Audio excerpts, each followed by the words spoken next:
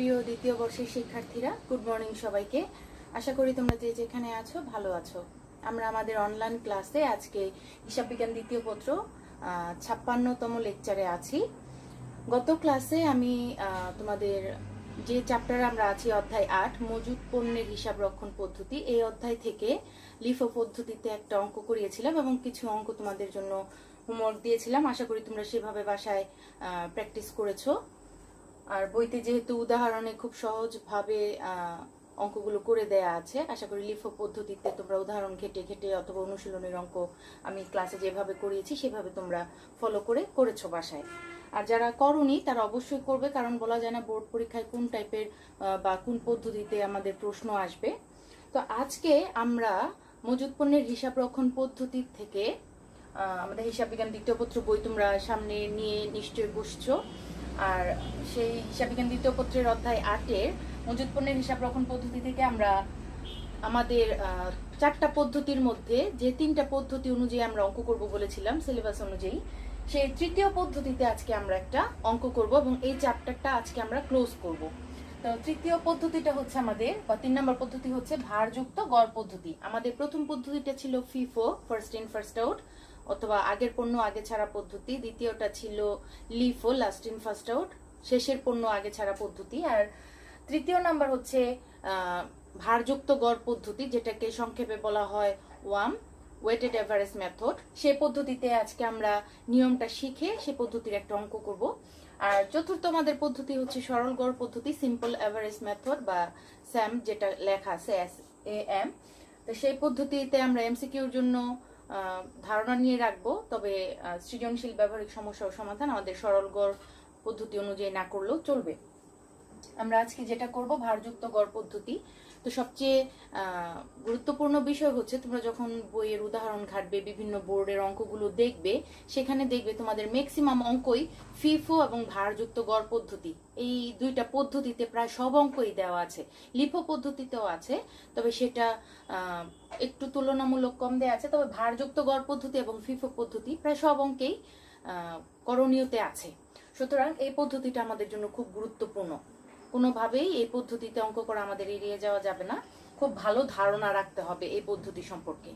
আরেকটা মজার বিষয় হচ্ছে, এই পদ্ধতিতে আমরা যখন অঙ্ক করব, এই পদ্ধতিতে অঙ্ক করাটা খুব সহজ, খুব মজার, এবং আমরা যে মজুদ খতিয়ানটা করি সেই অন্যান্য পদ্ধতির তুলনায় এই পদ্ধতিতে মজুদ খতিয়ানের আকারটাও অনেক ছোট হয়ে যায়। কারণ আমরা যখন ফিফো বা লিফো পদ্ধতিতে যখন মজুদ খতিয়ান করেছি বিগত ক্লাসগুলোতে, সেখানে আমরা দেখেছি যে যখন আমরা যেই দরের পণ্য ক্রয় করেছি, দর অনুযায়ী আমরা উদ্বৃত্তের কলামে পণ্যগুলোকে আলাদা আলাদা ভাবে বসিয়েছি। উদ্বৃত্তের কলামে আমরা যদি 5 টাকা দরের পণ্য কিনি, সেটাকে এক জায়গায় লিখেছি, 6 টাকা দরের কিনলে সেটাকে পরে নিয়ে লিখেছি, বা ভিন্ন দরের পণ্য যখন আমরা ক্রয় করেছি উদ্বৃত্তের কলামে আমরা আলাদা আলাদা ভাবে বসিয়েছি। কিন্তু ভারযুক্ত গড় পদ্ধতির একটা সুবিধা হচ্ছে বা মজার বিষয় হচ্ছে, সেখানে আলাদা আলাদা দরের পণ্যগুলোকে আলাদাভাবে লেখা হয় না।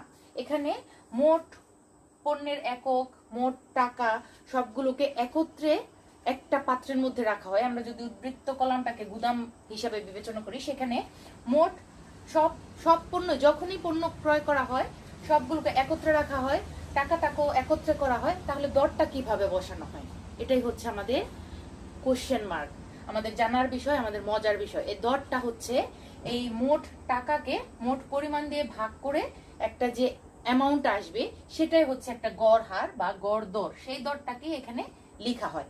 অর্থাৎ আমাদের পণ্য ক্রয়ের তারিখে ভারযুক্ত গড় পদ্ধতিতে যেটা করা হয়, আমরা যেই তারিখে নতুন কাঁচামাল বা পণ্য ক্রয় করি এবং গুদামে এন্ট্রি দেই, সেই তারিখে কি করা হয়, মোট পরিমাণ নির্ণয় করা হয়, একত্র করা হয়, মজুদ পণ্যের পরিমাণটাকে একত্রে রাখা হয় এবং টাকাটাকে একত্র করা হয়, মোট কত টাকা হলো আগের তারিখেরটার সাথে মিলিয়ে, এবং সেটাকে কি করা হয়, এই মোট টাকাকে মোট পরিমাণ দিয়ে ভাগ করে একটা গড় দর বা গড় হার নির্ণয় করা হয়। সেটাকেই বলা হয় ভারযুক্ত গড় হার। আমরা যখন অঙ্ক করব প্র্যাকটিক্যালি, এখনই আজকের ক্লাসে যখন আমরা এই পদ্ধতিতে অঙ্ক করব, সেটা দেখবে আমাদের জন্য বুঝতে খুব সহজ হয়ে যাবে। তাহলে এই যে আমরা একটা নিয়ম মেনে এই যে দরটা নির্ণয় করছি, এটাকে বলা হচ্ছে ভারযুক্ত গড় পদ্ধতিতে ইস্যুকৃত মালের মূল্য নির্ধারণ। তাহলে আমরা মজুদ পণ্যের হিসাব রক্ষণ পদ্ধতি এই অধ্যায়ে আমাদের অঙ্ক করার একটাই উদ্দেশ্য যে আমরা ইস্যুকৃত পণ্যের মূল্য নির্ধারণ করব বা নির্ণয় করব সেটা কি পদ্ধতি মেনে।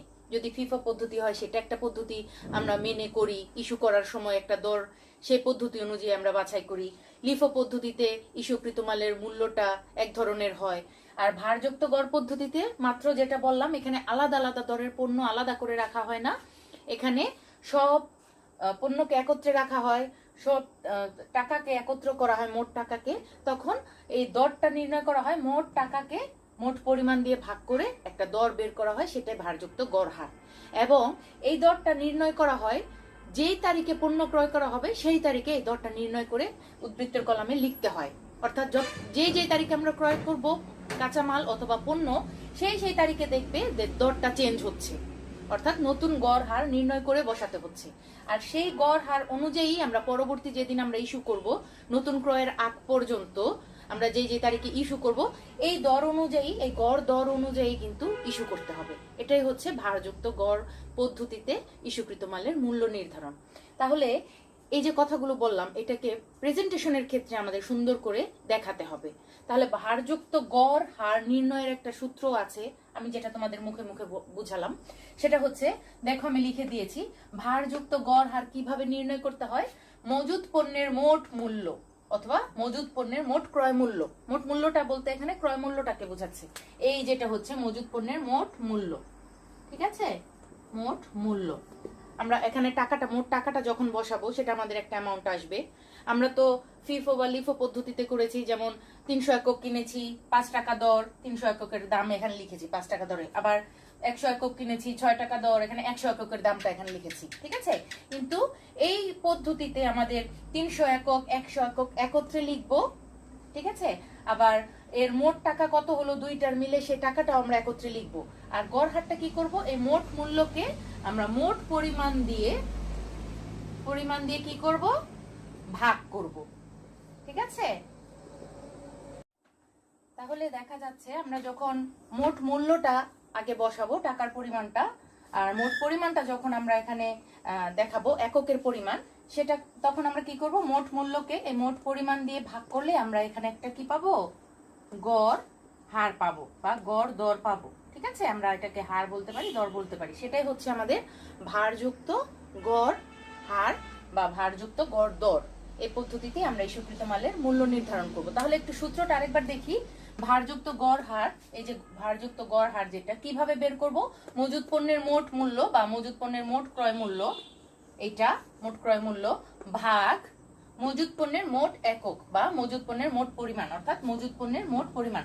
তাহলে তোমাদের মাথায় রাখতে হবে কোনটাকে কি দিয়ে ভাগ করতে হবে। আমাদের টাকাকে ভাগ করতে হবে পরিমাণ দিয়ে, এটা মাথায় রাখবে। টাকা উপরে বসবে, পরিমাণটা নিচে বসবে, তাহলে আমাদের ভারযুক্ত গড় হার নির্ণয় হবে। এবং সেটা কোন তারিখে, যে তারিখে আমরা শুধুমাত্র পণ্য ক্রয় করব বা কাঁচামাল ক্রয় করব, সেই তারিখে শুধুমাত্র উদ্বৃত্তের কলামে এটা নির্ণয় করতে হবে। ক্রয়ের প্রাপ্তির কলামেও না, আর ইস্যু তো হবেই না। ক্রয় করব ঠিক আছে, কিন্তু ক্রয় বা প্রাপ্তির কলামে দরটা ঠিক থাকবে, যেই দরে আমরা ক্রয় করব সেই দরটা ঠিক থাকবে, ঠিক দরেই বসাবো, কিন্তু শুধুমাত্র উদ্বৃত্তর কলামে গিয়ে এই গড় হারটা নির্ণয় করতে হবে। তাহলে আমাদের মাথায় দুইটা বিষয় রাখতে হবে। একটা বিষয় হচ্ছে গড় হার নির্ণয় করতে হবে সেই তারিখে, যেই তারিখে আমরা নতুন কাঁচামাল বা পণ্য ক্রয় করব, এটা হচ্ছে একটা বিষয়। এবং গড় হারটা শুধুমাত্র উদ্বৃত্তের কলামে আমাদের নির্ণয় করে বসাতে হবে। এই দুইটা বিষয় আমাদের মাথায় রাখতে হবে। আর গড় হার নির্ণয়ের যে সূত্রটা, সেটা তোমরা খাতায় লিখে রাখো। এই সূত্র অনুযায়ী আমরা যে তারিখে নতুন কাঁচামাল বা পণ্য ক্রয় করব, এই সূত্র অনুযায়ী আমরা গড় হার নির্ণয় করব, ভারযুক্ত গড় হার। আরেকটা বিষয় হচ্ছে, এই যে তোমরা ভারযুক্ত গড় হার নির্ণয় করবে যেই তারিখে, সেই তারিখের নির্ণয়ের যে তোমরা ক্যালকুলেশনটা করবে ক্যালকুলেটরে, সেটা তোমরা অঙ্কের শেষে বা মজুদ খতিয়ানের শেষে গণনা আকারে সেটা করে দেখাতে হবে।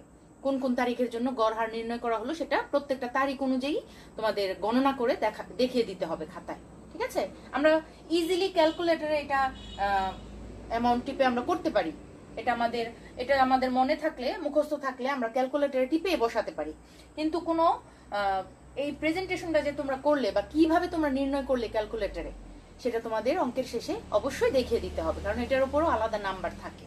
তাহলে চলো আজকে আমরা আজকে যে ক্লাসটা করছি আমরা ভারযুক্ত গড় হার ভারযুক্ত গড় পদ্ধতিতে, সেই পদ্ধতিতে একটা অঙ্ক করি। তোমরা তোমাদের খাতা কলম সামনে রাখো, স্কেল সামনে রাখো, আর খতিয়ানের ছক তো সেমই থাকবে। মজুদ খতিয়ানের ছক প্রত্যেকটা পদ্ধতির জন্য একই, সেটা তোমরা শিখে গেছো অলরেডি। আমরা আজকে আমাদের বইয়ের 1138 পৃষ্ঠা, তোমাদের 2020 সংস্করণ যে বইটা হিসাব বিজ্ঞান দ্বিতীয় পত্র, সেই বইয়ের 1138 পৃষ্ঠায় 5 নাম্বার যে অঙ্কটা আছে, সেখানে আছে কাশফিয়া লিমিটেড এর মজুদ বিভাগ হতে প্রাপ্ত তথ্য নিম্নরূপ। আমরা সম্ভবত গত ক্লাসে তোমাদের 6 নাম্বার অঙ্কটা করিয়েছিলাম লিফো পদ্ধতিতে, সেখানে ছিল তাসফিয়া। আজকে আমরা কাশফিয়ার অঙ্ক করছি। তোমরা অঙ্কটা খুব ভালোভাবে খেয়াল করো, আর ভারযুক্ত গড় পদ্ধতি খুব গুরুত্ব সহকারে করতে হবে, ঠিক আছে? ক্যালকুলেশনে যদি একটু ভুল হয়ে যায় তাহলে পুরো অঙ্কই আমাদের ভুল হয়ে যাবে। তাহলে প্রশ্নটা আগে একটু দেখি। আশা করি তোমরা ফিফো লিফো এই দুইটা পদ্ধতিতে অঙ্ক করতে আর কোনো সমস্যা হবে না তোমাদের, সেগুলো খুবই সহজ। আর আজকে যেটা করছি সেটাও সহজ। আগে উদ্দীপকটা একটু দেখি, তারপর আমরা অঙ্কে চলে যাব। তোমরা তোমাদের সামনে বইটা খোলা রাখো, 1138 পৃষ্ঠা, এটা হচ্ছে 5 নং, ঠিক আছে? আমরা কোন পদ্ধতিতে করব? Weighted average method. দেখি আমাদের করণীয় কততে ওয়েটেড এভারেজ মেথড নিয়ে বলা আছে, একটু খেয়াল করি। কাশফিয়া লিমিটেড এর মজুদ বিভাগ হতে প্রাপ্ত তথ্য নিম্নরূপ। 2013 সালের মার্চ মাসের কিছু তথ্য দেওয়া আছে। 1 তারিখে আছে প্রারম্ভিক উদ্বৃত্ত 200 একক 10 টাকা দরে। আচ্ছা, এখানে প্রথমটা তো দর দেওয়াই আছে, আর প্রারম্ভিক যে উদ্বৃত্ত সেটা তো সরাসরি আমাদের উদ্বৃত্তের কলামেই বসে।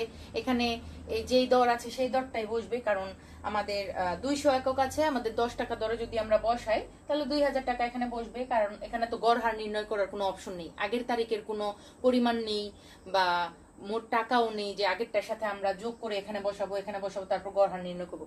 1 তারিখে প্রারম্ভিক যেই দরে থাকবে সেই দরটাই বসবে। তারপর থেকে শুরু হবে যেই তারিখে আমরা ক্রয় করব সেই তারিখে আমরা গড় হার নির্ণয় করব। এই যে এই নোটটা তোমরা একটু ভালোভাবে খেয়াল করো, তোমাদের খাতায় লিখে রাখতে পারো।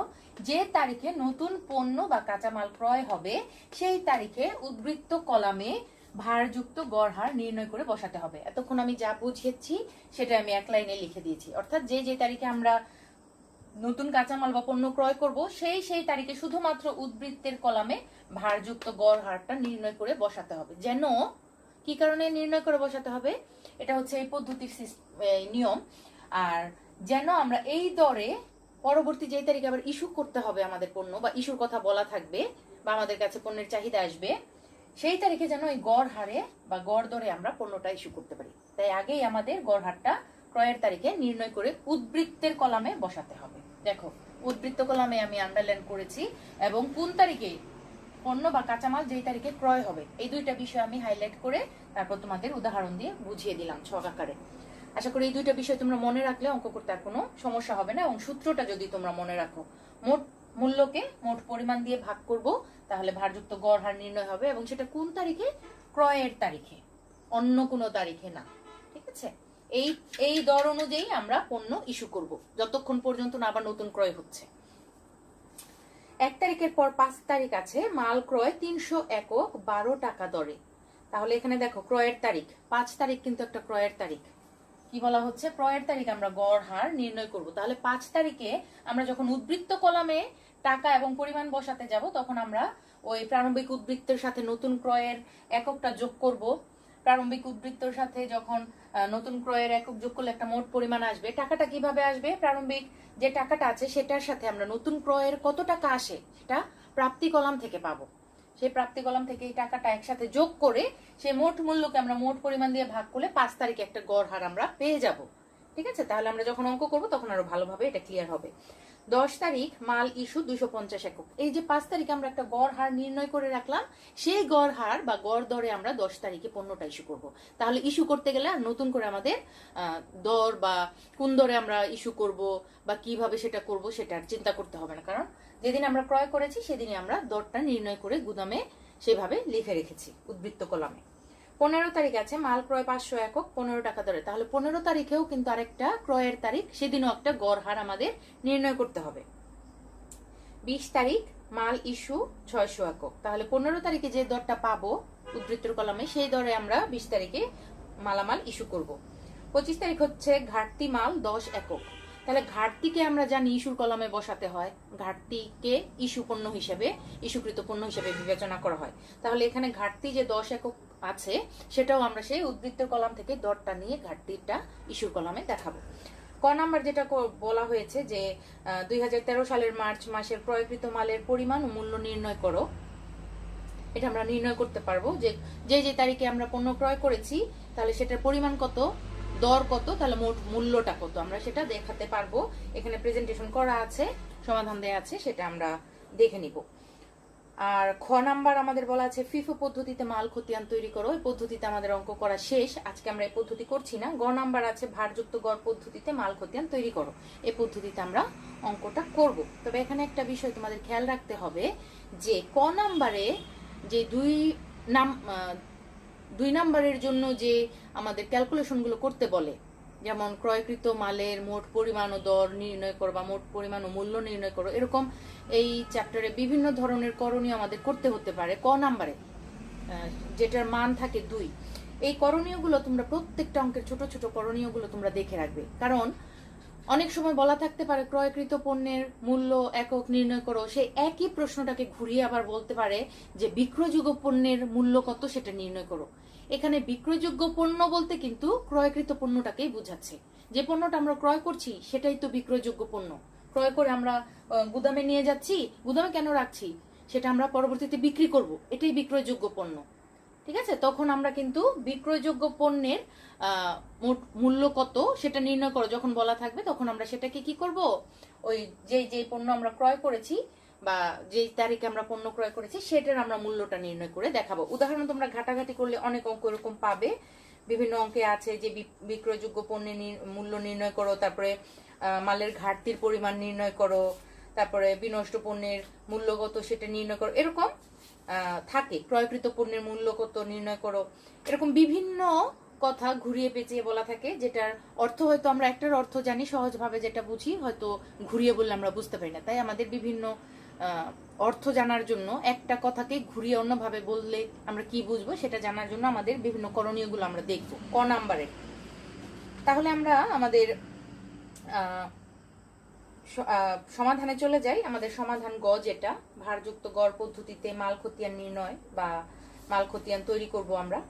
তোমরা তোমাদের বিভিন্ন বোর্ডের যে কোশ্চেনগুলো আছে, উদাহরণ 24 থেকে 33, সেগুলো তোমরা বাসায় প্র্যাকটিস করবে। সেখানে তোমাদের ঢাকা বোর্ডের 24, উদাহরণ 24, যেটা ঢাকা বোর্ড 2017 সালের যে অঙ্কটা আছে, সেখানে দেখবে করণীয় গতে আমি যে একটু আগে বললাম বিক্রয়যোগ্য পণ্যের মূল্য নির্ণয় করো বা বিক্রয়যোগ্য পণ্যের ব্যয়, মূল্য না, বিক্রয়যোগ্য পণ্যের ব্যয় নির্ণয় করো। তাহলে সেখানে দেখবে যে তোমাদের সমাধানটা কিভাবে করা আছে। আবার বিক্রিত পণ্যের ব্যয় নির্ণয় করো, সেটা বললে আমাদের কিভাবে করতে হবে সেগুলো তোমরা একটু দেখে রাখবে, ছোট ছোট ক্যালকুলেশনগুলো। আমাদের সবগুলো অঙ্ক ইম্পর্টেন্ট, সব ধরনের করণীয় ইম্পর্টেন্ট, কিন্তু আমাদের প্রচুর স্টাডি করতে হবে বাসায়। তাহলে ডিয়ার স্টুডেন্টস, তোমরা তোমাদের খাতায় মজুদ খতিয়ানের একটা ছক আঁকো, সেম ছক, শিরোনাম দাও, ডানে বামে দুই সাইডে যে লেখাগুলো সেগুলো লিখো, আমি তোমাদের জন্য সমাধানটা করে দিচ্ছি। স্টুডেন্টস, সমাধানটা একটু দেখো। আমরা মজুদ খতিয়ানের যে ছকটা সেটা আমরা আঁকতে শিখেছি, আশা করি তোমরা খাতায় সবাই এঁকেছো। আমরা শিরোনাম দিয়েছি কাশফিয়া লিমিটেড মাল খতিয়ান হিসাব বা মজুদ খতিয়ান হিসাব ভারযুক্ত গড় পদ্ধতি। খাতায় যখন জায়গা থাকবে একটা ফুল পেজে তোমরা এই অঙ্কটা করবে। অবশ্যই মজুদ খতিয়ান হিসাবের অঙ্কটা আমাদের একটা পূর্ণ পৃষ্ঠায় করতে হবে, কোনো অর্ধেক পেজ বা নিচের অংশে অঙ্কের জায়গা খালি আছে সেই জায়গায় করা যাবে না, একটা সম্পূর্ণ পেজে করতে হবে। ভারযুক্ত গড় পদ্ধতি দেখবে মাল খতিয়ান হিসাবের নিচে লেখা থাকে বেশিরভাগ অঙ্কে, এখানে জায়গা নেই বিধায় আমি পাশাপাশি লিখলাম। আর ডান দিকে যে কথাগুলো 3টা লাইনে লিখতে হয় সেগুলো লিখবে, বাঁ দিকেও যে 3টা লাইন থাকে ছোট ছোট কথা সেগুলো তোমরা লিখে সেভাবে তোমরা ফরম্যাটটা সাজাবে। তারপর আমাদের যে কলামের নামগুলো তারিখ, বিবরণ, প্রাপ্তি, ইস্যু, উদ্ধৃত, এই কলামের নামগুলো সঠিকভাবে লিখবে কলম দিয়ে, আর ছকটা আঁকবে পেন্সিল দিয়ে। আর প্রাপ্তি, ইস্যু আর উদ্ধৃতকে আমরা 3টা ভাগে ভাগ করি, প্রত্যেকটাকে পরিমাণ দর টাকা, পরিমাণ দর টাকা আর পরিমাণ দর টাকা। সেটা তোমরা নিজেরা ইতিমধ্যে আয়ত্তে নিয়ে এসেছো। আমরা এখন প্রেজেন্টেশনটা দেখি। আমাদের 1 তারিখে আছে 2013 সালের মার্চ মাসের 1 তারিখে প্রারম্ভিক উদ্ধৃত। দেখো 2013 মার্চ 1 প্রারম্ভিক উদ্বৃত্ত আমরা সরাসরি উদ্বৃত্তের কলামে বসালাম। 200 একক 10 টাকা দরে আমরা একককে দর দিয়ে গুণ করে 2000 টাকা বসালাম। এখানে আমাদের গড় হার নির্ণয় করার কিছু নেই, কারণ এটা দিয়ে আমাদের শুরু। এখানে দরটা দেয়াই আছে, গড় বের করার মতো আমাদের কোনো অপশন নেই। তাই এই দরটা, এই পরিমাণটা ঠিকঠাক ভাবে বসে আমরা টাকাটা এখানে বসালাম। 5 তারিখে যে বলা আছে মাল ক্রয় 300 একক 12 টাকা দরে, এই ক্ষেত্রে আমরা এখন কিভাবে ক্যালকুলেশনটা করব? কারণ আমাদের নিয়ম বলে যেই তারিখে আমরা ক্রয় করব সেই তারিখে আমরা উদ্বৃত্তের কলামে ভারযুক্ত গড় হারটা নির্ণয় করে দরের কলামে বসাবো। এটা হচ্ছে নিয়ম শুধুমাত্র উদ্বৃত্তের কলামে এবং যেই তারিখে ক্রয় করব। তাহলে ক্রয়টাকে প্রথমে আমরা কোন কলামে বসাই? ক্রয়টাকে আমরা প্রথমে প্রাপ্তির কলামে বসাই। তাহলে আমরা তারিখ দেই, মার্চ মাসের 5 তারিখ। আগের তারিখের ক্যালকুলেশন শেষ, তাই আমরা দাগ দিয়ে ক্লোজ করলাম। 5 তারিখে আমরা লিখবো। অনেক অঙ্কে ক্রয় লেখে, অনেক অঙ্কে প্রাপ্তি লেখে, এখানে আবার বেশিরভাগ অঙ্কে এখানে ক্রয়ের ক্ষেত্রে লেখে গ্রহণপত্র নং। তোমরা যেটাই লিখবে একটু কেয়ারফুলি লিখবে, বুঝে লিখবে। তাহলে ক্রয়ের ক্ষেত্রে আমরা লিখলাম গ্রহণপত্র নং। প্রাপ্তির কলামে আসবে আমরা 300 একক ক্রয় করেছি 12 টাকা দরে, তাহলে 300কে আমরা 12 টাকা দরে যদি গুণ করি 300 একককে, তাহলে আমাদের 3600 টাকা আসে। এটা প্রাপ্তির কলামে নরমালি বসবে, কোনো ঝামেলা নেই। এখন কথা হচ্ছে এই যে আমরা ক্রয় করলাম মজুদ পণ্যটা, কাঁচামালটা বা পণ্যটা, সেটাকে আমরা কোথায় নিয়ে যাই? গুদামে নিয়ে যাই, উদ্বৃত্তের কলামে নিয়ে যাই। তাহলে পরিমাণটা এখন কোথায় বসাবো? পরিমাণের কলামে বসাবো। আগের তারিখে আমার পরিমাণ আছে 200 একক, এই তারিখে তো আর দর অনুযায়ী আমরা আলাদা আলাদা ভাবে বসাই না। এই অঙ্ক তো আমাদের এটাই বলে, নিয়ম এটাই বলে আমরা সব একককে একত্রে রাখি, সব পণ্যকে একত্রে রাখি মজুদ করে। তাহলে এখানে যদি আমরা একত্র করে রাখি, তাহলে আগের তারিখে আছে 200 আর নতুন কিনলাম 300, তাহলে আমাদের মোট কত হয়? 500। ঠিক আছে, 500 একক। তাহলে আমাদের এখন যে কাজটা করণীয়, আমাদের যেহেতু দর বের করতে হবে ক্রয়ের তারিখে, দর বের করার যে সূত্রটা সেটা হচ্ছে আমাদের উপরে হচ্ছে মোট টাকা, নিচে হচ্ছে মোট একক পরিমাণ। তাহলে মোট টাকা লেখার জন্য এখন কি করতে হবে? এই যে আগের তারিখে আছে আমার 2000 টাকা, টাকার সাথে টাকা যোগ করতে হবে, ক্রয়ের তারিখের টাকা। উদ্বৃত্তের তারিখের উদ্বৃত্তের কলামের টাকার সাথে, মোট টাকার সাথে ক্রয়ের তারিখের টাকাটা যোগ করতে হবে। তাহলে আগের তারিখে আছে 2000 আর যেদিন ক্রয় করলাম সেদিন মোট হয়েছে আমার 3600। 2000 আর 3600 মিলে কত হয় আমার? 5600। এটা হচ্ছে এখন আমার মোট টাকা। এই তো এখন আমরা খুব সহজে দর বের করে ফেলতে পারবো, গড় হার যেটা। তোমরা ক্যালকুলেটর নাও, তাহলে সূত্রটা তোমরা মনে মনে বলো এবং ক্যালকুলেটরে সেভাবে তোমরা ক্যালকুলেট করো। তাহলে আমরা সূত্রটা হচ্ছে মোট টাকাকে মোট পরিমাণ দিয়ে ভাগ করব। তাহলে তোমরা 5600কে 500 দিয়ে ভাগ করো, দেখো তোমাদের ক্যালকুলেটরে কত আসে। নিশ্চয়ই দশমিকের পর আরো ছোট ছোট সংখ্যা অনেকগুলো এসছে, অথবা একটা দুইটা সংখ্যা এসছে। এই অঙ্কের জন্য দশমিক আসাটা খুবই স্বাভাবিক।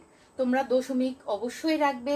দশমিকের পরে যদি 4 ঘর বা 4 ঘরের বেশি সংখ্যা থাকে, ঠিক আছে, অনেকগুলো ঘর যদি থাকে, তোমরা চেষ্টা করবে দশমিকের পরে মিনিমাম 4টা সংখ্যা রাখতে। কারণ এটা যদি হয় 4টা ঘর যদি তোমরা রাখো দশমিকের পরে, তাহলে টাকার অঙ্কটা সঠিক আসার সম্ভাবনা অনেক বেশি থাকে। কিন্তু 1টা বা 2টা ঘর যদি তোমরা দশমিকের পরে রাখো, অথবা 5 বা 5-এর বেশি আসলে 1 বানায় দাও, সেটা কিন্তু হবে না। কারণ এটা আমাদের গড় হার, ভগ্নাংশ আসবেই। আমরা যে মোট টাকাকে মোট পরিমাণ দিয়ে ভাগ করছি, সবসময় আমাদের পূর্ণ সংখ্যা আসবে না, এটাই স্বাভাবিক। তাই অবশ্যই দশমিক রাখবে। দশমিকের পর যতগুলো ঘর আসে সেখান থেকে আমরা 4টা ঘর রাখার চেষ্টা করব। আর যদি 2টা আসে 3টা আসে, যতটুকু আসে 2টা বা 3টা তো রাখবোই, কিন্তু 4টার বেশি আসলে আমরা 4টা পর্যন্ত ঘর রাখবো। তাহলে এখানে তোমরা ক্যালকুলেটরে করে দেখো, আমরা যদি সূত্র আকারে বসাই, আমাদের অঙ্কের শেষে তো অবশ্যই ক্যালকুলেটরে যতই করি না কেন, মনে মনে সূত্র বলে যতই ক্যালকুলেটরে করি না কেন, আমাদের কিন্তু সেটা গণনা আকারে প্রেজেন্টেশন করে দেখাতে হবে। তাই আমি তোমাদের জন্য এখানে গণনাটা লিখে রেখেছি, তোমরা ছক করে এভাবে অঙ্কের শেষে এভাবে গণনাটা দেখিয়ে দিবে। ভারযুক্ত গড় হার নির্ণয়, ভারযুক্ত গড় হারের সূত্রটা লিখবে পণ্যের মোট ক্রয় মূল্য ডিভাইডেড বাই পণ্যের মোট পরিমাণ। এটা শুধুমাত্র উদ্বৃত্তের কলামের জন্য।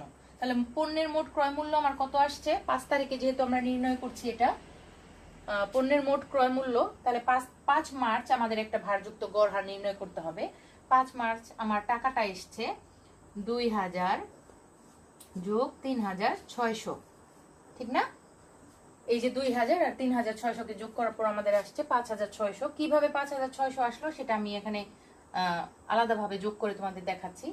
আর একক হচ্ছে আমার 200 আর 300, 200 যোগ 300।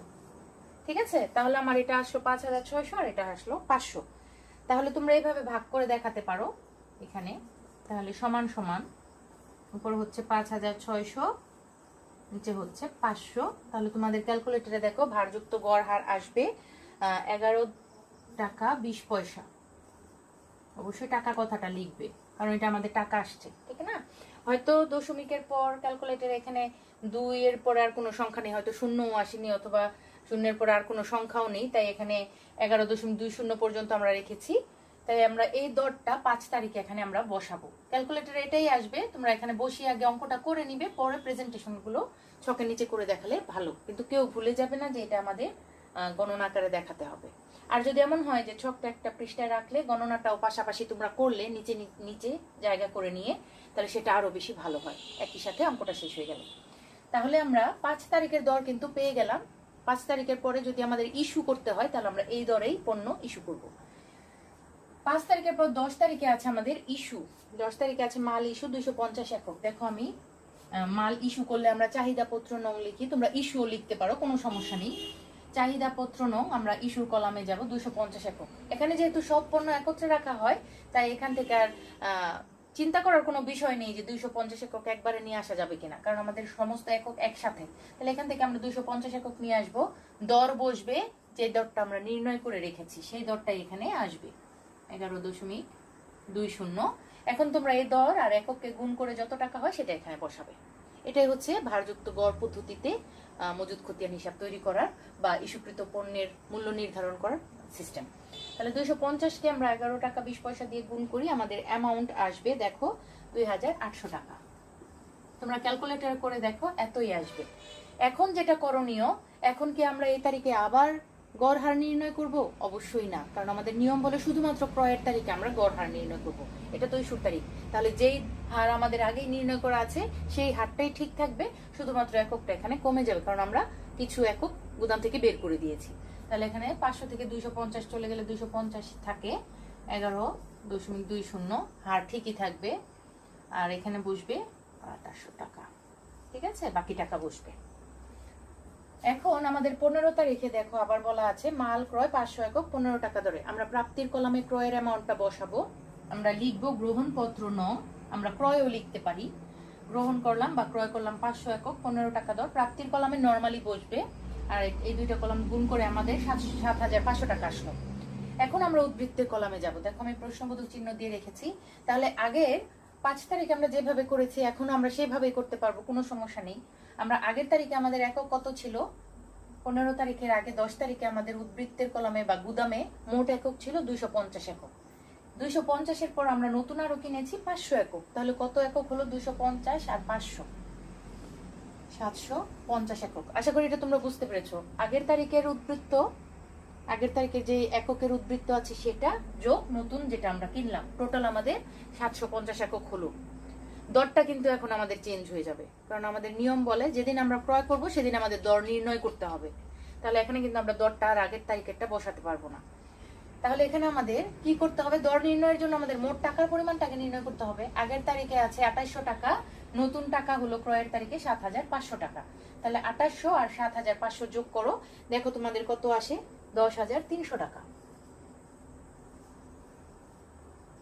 ঠিক আছে, তাহলে আগের তারিখের উদ্বৃত্তের টাকাটা আর নতুন যে আসলো, যে পরিমাণ যেই টাকার বা যে মূল্যের পণ্য আমরা টোটাল ক্রয় করেছি সেই টাকাটা টোটাল আসলো আমাদের টাকার অ্যামাউন্ট, টাকার পরিমাণ 10,300 টাকা। এখন আমরা ইজিলি গড় হার নির্ণয় করতে পারবো, দরটা আমরা বসাতে পারবো।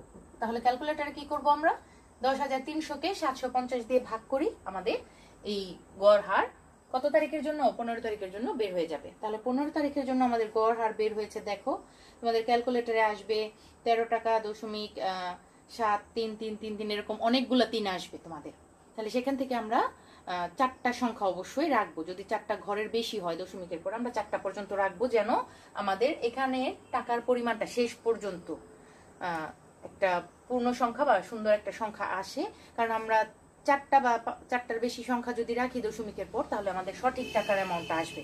আর যদি আমরা 1টা বা 2টা ঘর রাখি দশমিকের পর, সেই ক্ষেত্রে আমাদের টাকার অঙ্কটা অন্যান্যদের চেয়ে, যে সমাধানের যে উত্তর আসবে তাদের চেয়ে 1 টাকা 2 টাকা আমাদের কম বেশি হতে পারে, উত্তরটা একরকম হবে না সবার।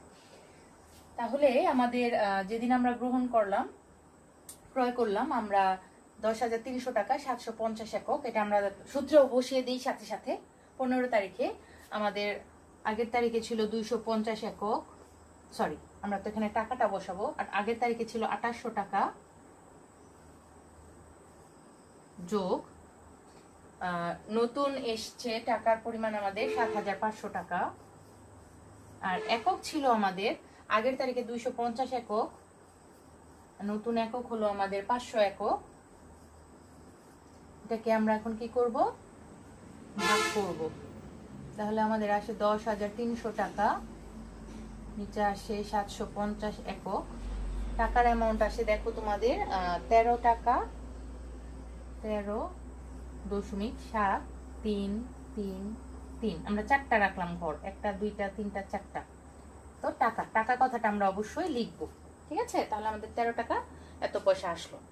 এই যে দরটা, এটা আমরা এখন উদ্বৃত্তের কলামে দরের যে উপকলামটা আছে সেখানে আমরা বসাবো। আমরা কিন্তু দর নির্ণয় করে ফেললাম। এই দরে আমরা পরবর্তী তারিখে আবার পণ্য ইস্যু করতে বললে করব।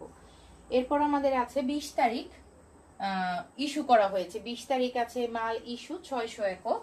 তাহলে আমরা লিখবো চাহিদা পত্র নং, আমরা ইস্যুও লিখতে পারি। যদি ইস্যু লিখি তাহলে আমরা লিখবো ক্রয় ইস্যু এভাবে লিখবো।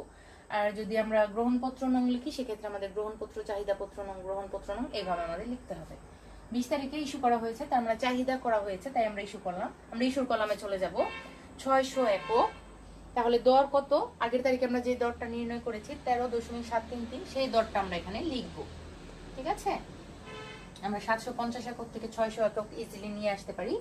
তাহলে 13.733, 4টা কলাম রাখলাম, 4টা সংখ্যা রাখলাম আমরা 13-র পরে, পূর্ণ সংখ্যার পর দশমিকের পরে।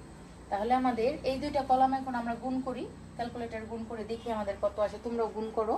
20 তারিখে গুণ করার পর দেখো তোমাদের 8,240 টাকা আসলো, 8,240। এখন আমরা কি করব, শুধুমাত্র যতটুকু একক বের হয়ে গেছে গুদাম থেকে বাকিটুকু আমরা এখানে লিখে রাখবো। 750 থেকে 600 চলে গেলে 150 থাকে, দর ঠিকই থাকবে, কারণ আমাদের দর ইস্যুর তারিখে দর নির্ণয় করার দরকার নেই। এখন 150 কে এত দিয়ে গুণ করো, দেখো কত টাকা থাকে। অথবা তোমরা 10,300 থেকে 8,240 টাকা বাদ দিয়ে দাও, দেখো ব্যালেন্স কত থাকে। আমাদের এখানে আছে 2,060 টাকা। আমাদের ক্যালকুলেটরও তাই আসবে। লাস্টে যেটা আছে 25 তারিখে বলা আছে ঘাটতি আছে 10 একক, গুদামে হয়তোবা ঘাটতি হয়েছে 10 একক হিসাব অনুযায়ী। তা আমরা 10 একক আমরা ইস্যুর কলামে লিখবো, ঘাটতি বিনষ্ট পণ্য এগুলো ইস্যুর কলামে যায়। আমাদের কিন্তু আর কোনো ক্রয় নেই, যে 2টা তারিখে ক্রয় করেছিলাম সেই 2টা তারিখের গড় হার কিন্তু আমরা নির্ণয় করে ফেলেছি এবং সেটা গণনায়ও দেখিয়েছি। আমাদের কিন্তু আর কোনো গণনা নেই। আর এখন যেটা ঘাটতি, তাহলে উদ্বৃত্তের কলামে যে গড় হারটা আছে, গড় দরটা আছে, সেই দরে আমাদের ঘাটতির পরিমাণটা নির্ণয় করতে হবে। তাহলে ঘাটতির দরটাও আমরা ওই দরটাই লিখি। এই ভারযুক্ত গড় পদ্ধতিতে তোমরা একটু দরের কলামটা একটু বড় রাখবে ইস্যু এবং উদ্বৃত্তের কলামে, কারণ এখানে দশমিকের পরে সংখ্যা আসে তাই লিখতে হয়। তাই একটু তোমরা দরের কলামটা একটু মোটা রাখলে বা বড় রাখলে ভালো। এখানে 10 দিয়ে এটাকে যদি গুণ করো দেখো তোমাদের কত আসে, 137 টাকা। এটাকে 10 দিয়ে গুণ করলে 137। তাহলে এখানে 150 থেকে 10 একক চলে গেছে, 140 একক থাকে, দর ঠিকই থাকবে। আর অ্যামাউন্ট থাকে 2,060 টাকা থেকে আমাদের যদি 137 টাকা চলে যায় তাহলে আমাদের এখানে আসে 1,923 টাকা, ঠিক আছে?